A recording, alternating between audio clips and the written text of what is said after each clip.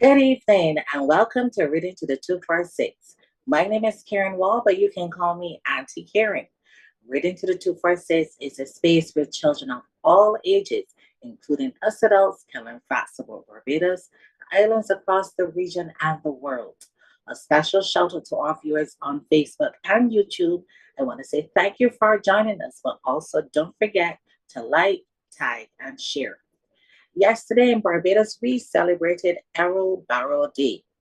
Not only was he our first prime minister, but he also advocated that Barbadians should be allowed free access to education from the primary level to the tertiary level.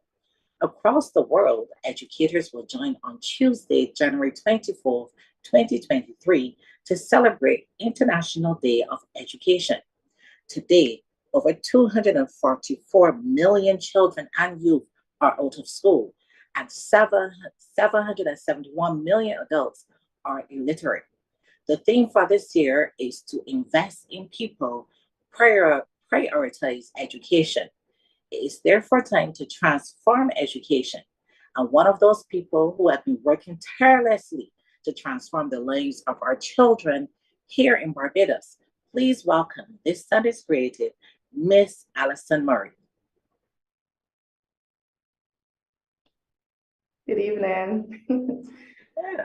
Miss Allyson Murray is an award-winning educator and lifelong learner who is passionate about her craft. A reading specialist and educational diagnostician, Allyson Murray has 20 years been awakening hope in the hearts of learners across the Caribbean. Her passion for literacy and special education has allowed her to serve clients from ages 5 up to adulthood who struggle with reading. Her social enterprise, Pennegan Academy of Learning, continues to use data-driven interventions to help members of our society who have been ill-served by our education system. Allyson is the mother of 2 beautiful girls, Abigail and Robin, and wife to the amazing Daniel. Please share with our reader, Allyson, what inspired your journey into becoming an educator? Thank you for having me. And Karen, what little girl doesn't want to be just like mommy? For me, my greatest inspiration has always been my mom. She continues to serve Barbados and the Caribbean in her capacity of social studies educator. And that's really how it started for me. Apart from that, of course, we know that God has given me a specific skill set that I've been able to tap into to help to awaken hope in the lives of learners all over the Caribbean. So I just said Barbados, but as you just put it all over the Caribbean, so she's not just located here. If you go on Google, and I'm sure you can find Pennegan Academy of Learning right there with the light shining brightly, awakening hope. In your journey, you have chosen to and chose to become a reading specialist and diagnostician. Look, I'm even rolling my tongue with that word. Serving persons who have difficulty reading and writing. Why this specific population? I believe that this is the population that needs the most hope. I would have been encountering at the time lots of girls who were experiencing challenges with reading, and the impact of the principal then, Mrs. Benjamin, was so significant that I decided that I'd leave Barbados, head to Jamaica, and get formally trained because we were having so many girls who just were not fulfilling and living up to their full potential. So that is it for me. I love assessment. I'm so happy doing assessment. It's amazing to be able to sit and assist somebody in discovering where their weaknesses are and then be able to plan something for them to improve on those weaknesses.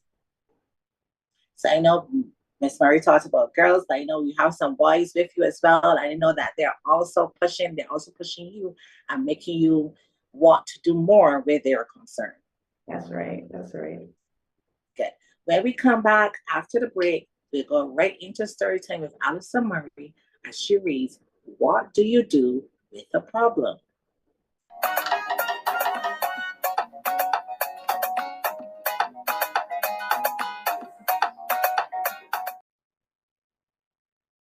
Okay, over to you, Miss Murray. It is my absolute pleasure to be able to share this really special book with you. What do you do with a problem? And I hope you bear with me as I go through this book with you, as I would my students in my class. And the first thing I want you to notice is that the title of the book pops out. And that's what's usually going to happen. Whenever you take a book up, usually the title pops out. There are usually illustrations on the front as well, things that help you, pictures that help you to think about what this book could be about. So you're looking on the front and you're seeing this person here, they have something in their hands. And I know that you're starting to think, what is it that this book could possibly be about? The front of a book also usually has the author, and the author is the person who has written the book. And then they have details on who would have done the illustrations. Of course, by illustrations, we mean pictures. All right, so pay special attention to all of these features whenever you interact with the book. So we're ready to go. What do you do with a problem?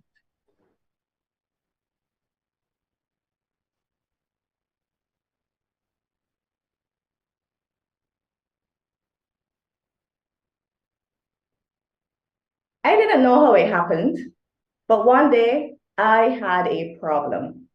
I didn't want it. I didn't ask for it. I really didn't like having a problem, but it was there. Pay close attention to these illustrations, okay? The character in the top.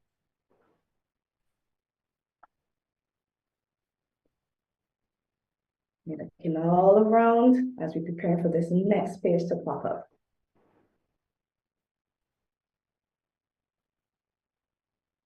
You notice the character has something really special over his head.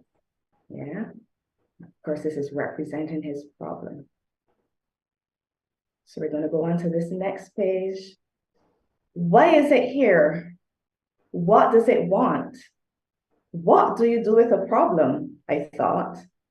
I wanted to make it go away. I shooed it. I scowled at it. I tried ignoring it, but nothing worked. That has happened to me. I'm not sure about you, but that has happened to me. I started to worry about my problem. What if it swallows me up? What if my problem sneaks up and gets me? What if it takes away all of my things? Look at him protecting all of his prized possessions. He is so panicked about this problem. I worried a lot. I worried about what would happen. I worried about what could happen. I worried about this. I worried about that. Hope you're noticing something with these illustrations. Look at the size of that problem now. And the more I worried, the bigger my problem became. I wish it would just disappear. I tried everything I could to hide from it. I even found ways to disguise myself. But guess what? It still found me. And the more I avoided my problem, the more I saw it everywhere. I thought about it all the time, and I didn't feel good at all. And check out those illustrations. Look at how this problem has taken complete control. I couldn't take it anymore. This has to stop, I declared.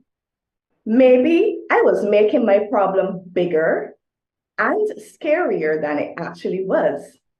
After all, my problem hadn't really swallowed me up or attacked me.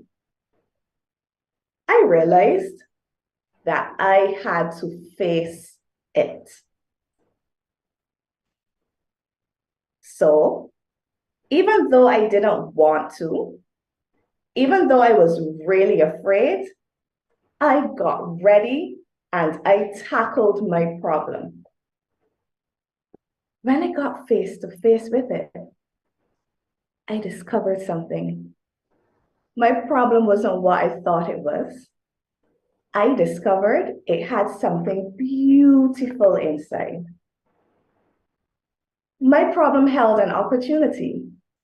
It was an opportunity for me to learn and to grow, to be brave, to do something. It showed me that it was important to look closely because some opportunities come only once. So now I see problems differently. I'm not afraid of them anymore because I know their secret. Every problem has an opportunity for something good. You just have to look for it. The end. Wonderful story. What do you do with the problem?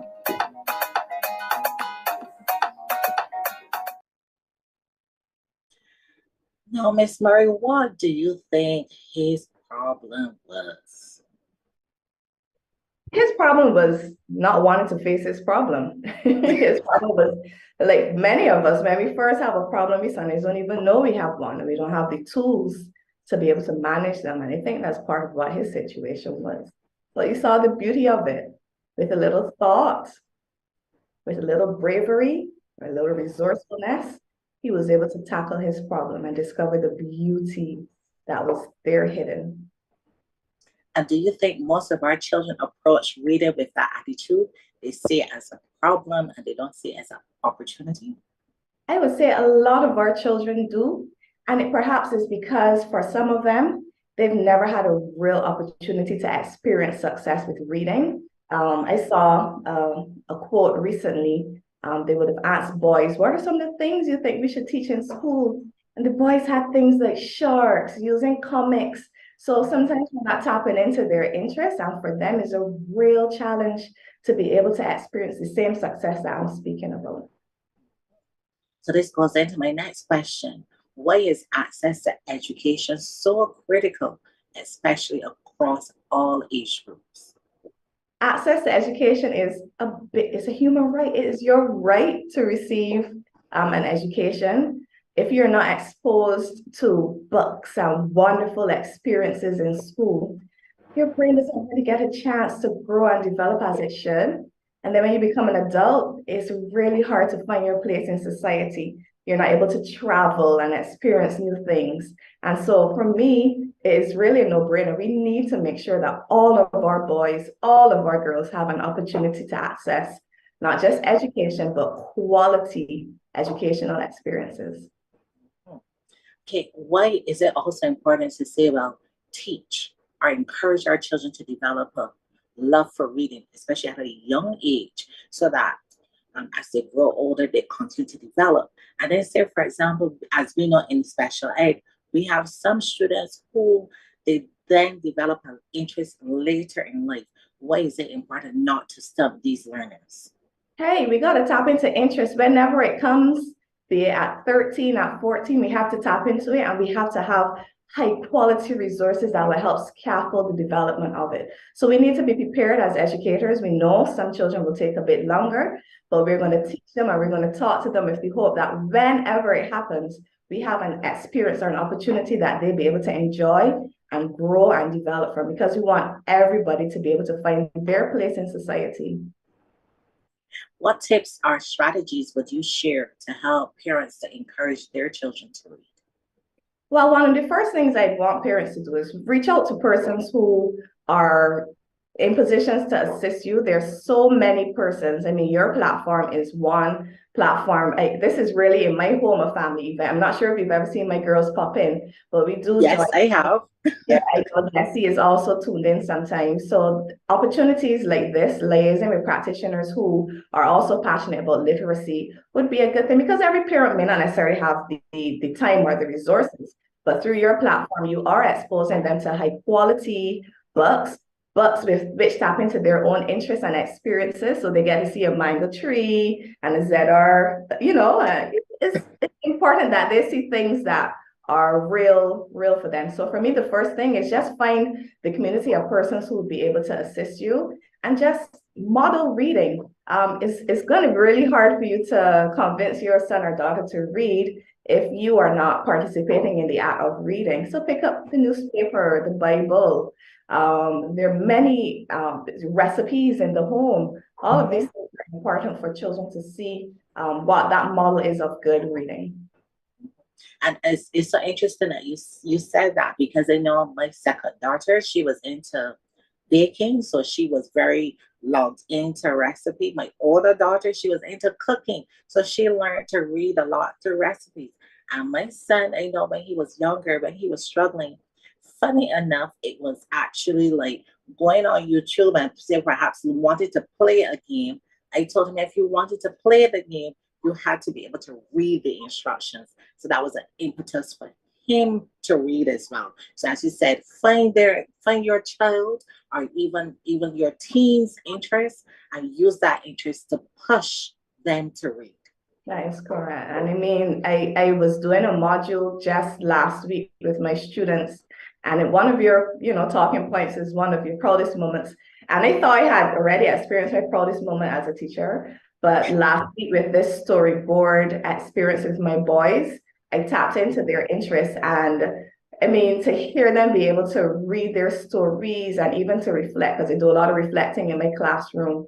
And we just sat around as a focus group, and to hear them say, this experience helped me because, and I was able to choose this. It just really, it was so heartwarming, those opportunities to tap into their interests. For me, I like the typical girly stuff by teaching boys. So if you want to talk about football, I'm going to fluff and bluff. I'm going to talk about, is it Ronaldinho, and I'm going to talk, and we're going through and horses, and they're going to be talking about grooming because that's the closest thing that I know. But I want you to see that mom understands that you have something that you love. So all the boys, they're actually having a chance this term to have the lessons geared towards their interests. So for these next 2 weeks, we're going to be looking at horses because that's Dominic's favorite activity. And then Anton, I'm not sure if you remember Anton. Anton is going to be. I do. Anton is into baking, girl. Listen. So we got some Christmas pictures of Christmas ham. So we're tapping into student interest. I can't bring them an experience like running in the snow because it's not familiar to them. I love it. I love it. Oh my gosh. No, handwriting. Every teacher's, every penmanship is on my timetable. Handwriting is another area which presents challenges for our readers. What advice or tips can you share with our readers and their parents to help them to improve? First bit of advice, make contact with Pennegan Academy of Learning, because as a reading specialist, I'm actually a level 1 certified handwriting specialist. And so quite qualified to be able to diagnose and to discover where areas of weakness are. We're talking things like letter size, we're talking about form spacing, or, are the letters sitting nicely on the line as there's under. And the product I use is called Handwriting Without Tears, and you're free to research it. There are lots of resources there, high quality, data-driven decisions that you can make as a parent in the home environment as well. But for the period after the pandemic, research is pointing to 2 specific areas, handwriting and reading fluency, because those are perhaps the 2 areas that as reading teachers, we were not able to tap into in the online environment. And the children were doing a lot of typing. As a mommy, I did a lot of printing too. So the children were typing and just underlining and circling. And so those fine motor skills, those muscle skills, like Play-Doh and stuff that, that they wouldn't ordinarily have used, they may not have had that type of intervention. But, it's not lost. It is not a lost cause. There's help. And I was pleased to hear you say that penmanship is on your timetable. Hoping that more schools will be able to offer that to students, because handwriting really is a cognitive skill. You have to be able to recognize the letters and the shapes and those other features. And hand-eye coordination, that is a big thing. So especially, our children being able to look up at the board and look down and write, that is a big thing. Right. Like you just started talking about Pennegan Academy of Learning. What really drove you overall to really launch this initiative? All right, so Pennegan Academy of Learning is a social enterprise, and social entrepreneurship is all about persons like me and you seeing an issue, seeing a problem in society, and wanting to be able to help. We can't wait on the government to do everything. the government of Barbados has invested heavily in me. They paid for a degree in linguistics, they paid for a degree in literacy, they paid for my Cert Ed. So I am more than equipped to be able to give back to my country. So what we do, I challenge the notion of at-risk students, because from my experience, many of the students who are struggling are actually ill-served. And when they say ill-served, it means that they've not had the opportunity to touch and to interact with high-quality resources. If my students were so at risk, they would not be able to be experiencing the successes that they are having in my classroom, and that's the truth. Now that they're interacting with the iPad and the different apps that I am using, you're seeing these growths. It really is just because the children just ain't had a chance, right? So Pennegan Academy of Learning allows me the opportunity to provide that interaction for my students, not only where I am presently placed, but we have a roving PAL initiative where I send PALs into the primary school setting and even at the secondary school, where students who are having challenges with literacy have an individual who's right there with them at the time that they need them.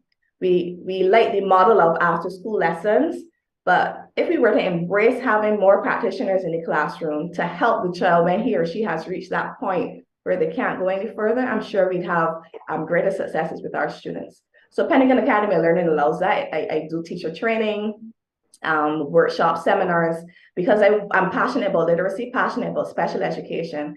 And, you know, it's not a secret. The interventions are not secret. I'm willing to share with anybody who asks. So it really is a platform and an opportunity for me to provide this type of assistance to anybody who has a need. Now, you've won the Royal Fidelity Teacher of the Year for Special Education in 2020. How great is it to win an award for doing something that you love and enjoy doing? I was absolutely humbled. It was wonderful. Still grateful for the honor. Still a little bit shy to speak about it, but you know, I love my job. I love my students. I love their parents, and the honor was really, it was significant for me, and I'm still truly very grateful and humbled by that particular award. Yeah, I know the feeling. I know the feeling as well, because I won also in 2018, and it's not something you say. You know, you're doing what you love, and yes, you appreciate being honored for it, but you don't want to be like, oh, there. You know, you're doing what you love and you enjoy doing it. So anything that comes with it, you know, you're thankful and you're grateful for it. Now, children, I hope you've been paying attention. No, let me rephrase that. Readers, because our readers can be any age. I hope you've been paying attention. Today's question is, on which day this week do we celebrate International Day of Education? Let me repeat that for you. On which day this week do we celebrate International Day of Education? Now, you can share your answer in the chats across all of our platforms. Now, there's a special prize for this week's winner. They're going to win a ticket to Love on the Brain, a pre-Valentine's Day concert to be held by the St. Stephen's Primary School in association with the Band of the Barbados Police Service on February 4th. So, something for you to think about. So, on which day this week will we celebrate International Day of Education? When we come back, it's time for BAJAN MASHUP. Miss Murray, are you ready? I'm ready. Oh, we got to answer the chat. Oh, wow.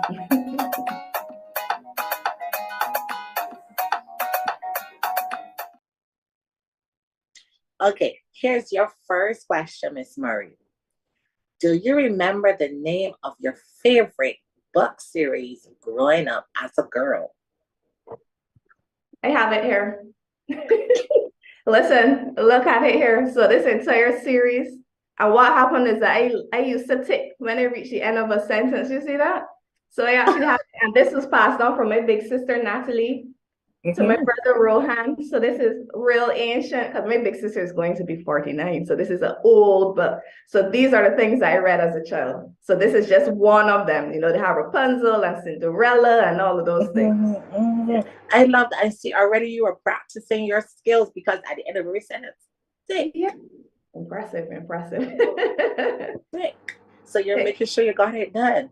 Yes. What is your proudest moment as a teacher? I am just proud every time I see progress. I get goosebumps.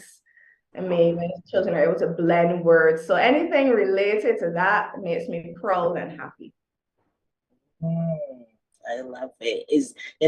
I think I posted a little meme at the start of the term, and I said those aha moments, the moments when a child just responds to you or Yeah. responds to something, the aha moments are the moments that make us as educators proud. Yes. A moment or memory with a student that always makes you laugh.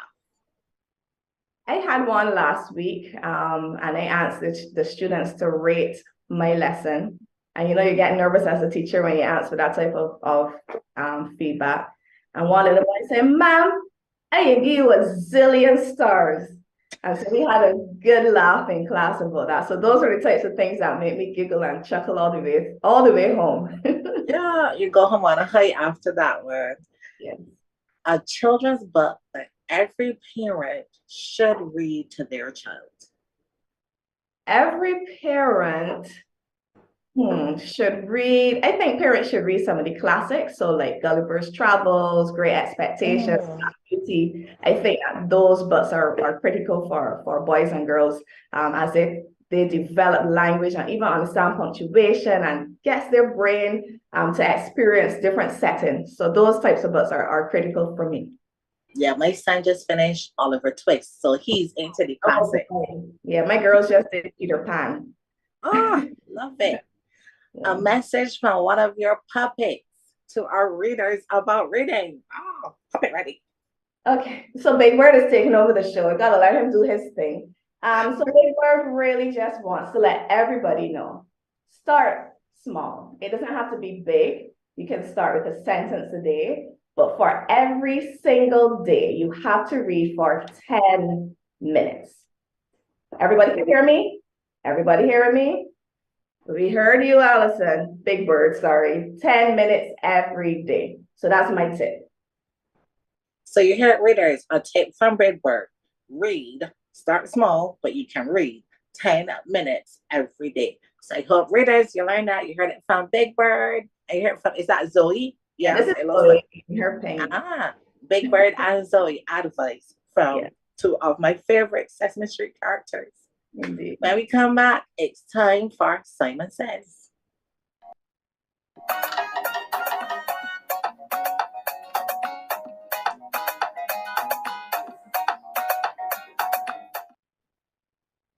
Now, on our previous show, Simon Says meant I am 4 times taller than Niagara Falls and 2 times taller than Victoria Falls. And we were asking who, what, or where am I? And we were actually talking about the Cater Falls in Guyana. Our last guest, she was originally from Guyana. Her family was originally from Guyana. So our Simon Says was about the Cater Falls in Guyana. This week, Simon Says goes, my ashes were scattered across the Caribbean Sea. In this place, you will find a park named after me, for I am a friend of all. Read it for you. This week, Simon Says goes, my ashes were scattered across the Caribbean Sea. In this place, you will find a park named after me, for I am a friend of all. Who, what, or where am I? Now, remember, children and parents, to like, comment, and share on our Reading to the 246 Facebook and Instagram, as well as our YouTube pages. Special thank you to soon to be, I hope, Dr. Allyson Murray, Miss Allyson Murray, for agreeing to be part of the Reading to the 246 family. You can visit her on Instagram at PAL Awaken Hope or at the Pennegan Academy of Learning. Do you have anything to share for our readers, Allyson, before we go? Just hoping everybody has a really wonderful week at school. Those of us here who are school age, make sure to do your best, participate as best you can, and read. Thank you for the opportunity to be here. And thank you definitely for joining us. Finally, I hope everyone had an enjoyable Arrow Barrow Day, and I want to wish all of our readers happy International Day of Education. On that note, don't forget you can share your birthday greetings via Messenger if you want to do a shout out during the show. Also, have you started your reading goals for 2023? I'm going to keep blasting this off. A book a day keeps the brain fog away. So, finally, readers, I want to remind you, and before we go, happy pre-birthday greetings in advance, Miss Murray. We're starting off the year. Yes. A milestone as well, so I'm grateful for the greetings. Happy birthday. Thank And you. finally, readers, Reading to the 246 wants to remind you, reading takes you where your imagination can't. Have a great evening, guys.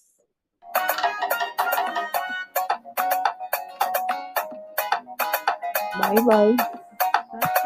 Bye. Bye.